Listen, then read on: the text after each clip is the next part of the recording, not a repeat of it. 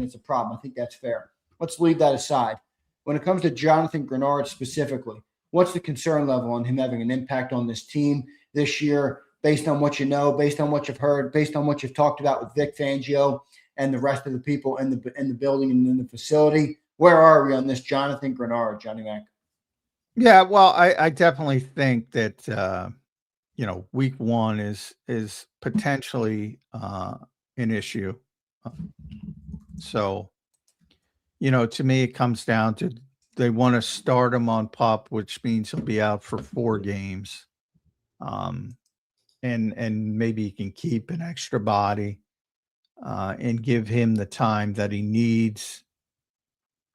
That's potentially on the conversation, in the conversation for the Eagles. But I don't think he's going to be ready to go week one. And then, so your next question will be, will he be back before that 5th game? You want him back. Is it realistic? Because in his case, with his injury, he's also going to need time to get back in the weight room when he's cleared and get some of the strength back. So to me, I would start him on PUP, and hopefully he's back by game 5, and you're off and running from that point. And I would certainly think the Eagles could persevere in those first 4 games. Look at Washington week 1. I'm already talking about they're a catastrophe on the offensive line right now. So, that's some of the stuff you're talking about. I think what you want to do is be very cautious, because you don't want to lose him for the season, where then it could become a big issue. So it's not the best case scenario, but it could be worse.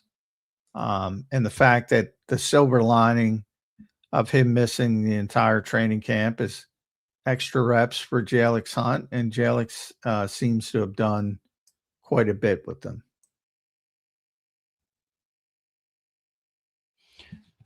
Well, we'll see if Greenard gets back. I'm wondering how Howie's feeling about that right now. Obviously, with Greenard and Nolan, both right there. I'm not out on Greenard at all, but I do wonder if, they were less optimistic on this room before they signed him, Well, they definitely were less optimistic before they signed him. No doubt about that. I'm saying about the group without him. I'm not saying, when you add Greenard, you feel better. But I'm saying before this side, I don't think they were as optimistic on the group beside Greenard as they are now, the group beside Greenard. Yeah, Jalyx really showed up. Yeah. So I think there are a lot more. But I think that's only a good thing. I don't think that's a bad thing. Because if he didn't, then they'd really be panicking. And I don't think they have to panic.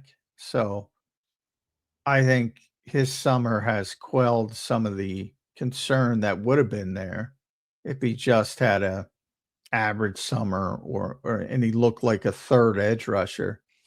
I think that would have been a big concern. Right now, I think they can persevere pretty well and be fine.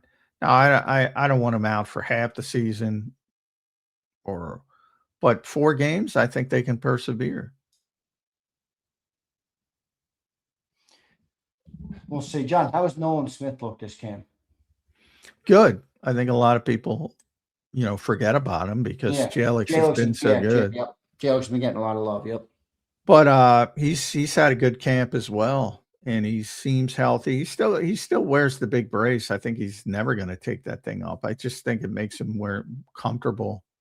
But yeah, I think he's going to have a good season as well. Remember, he's playing for a contract, so whether it's here or somewhere else, and he got asked about that and said it's not about the money, but it is. And he's got a chance to cash in. Might not be here, but he's got a chance to cash in somewhere else. So, yeah, I think they got 2 young edge rushers because they're both still young, and Jalyx Hunt and Nolan Smith who can play. And then you got veterans behind them who have proven to be good, solid rotational players. You'd prefer to have Greenard, but that's still capable, especially when your interior is as good as it is. You know, they're going to be better because they get to play outside of Jalen Carter and Jordan Davis and Moro Jomo.